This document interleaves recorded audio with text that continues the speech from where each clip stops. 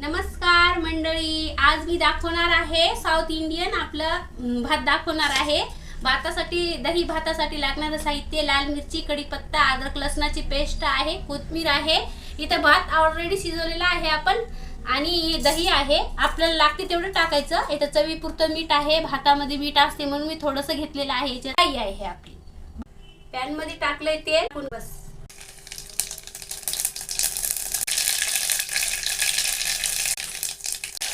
Paste आहे पण टाकून घेऊया। कोथिंबीर टाकून घेऊया। भातामध्ये मीठ आहे मी थोडंसं घेतलेलं आहे। थंड झालं की मग याच्यामध्ये दही सोडूया, नंतर आपण या भातावर टाकून घ्यायचं आहे।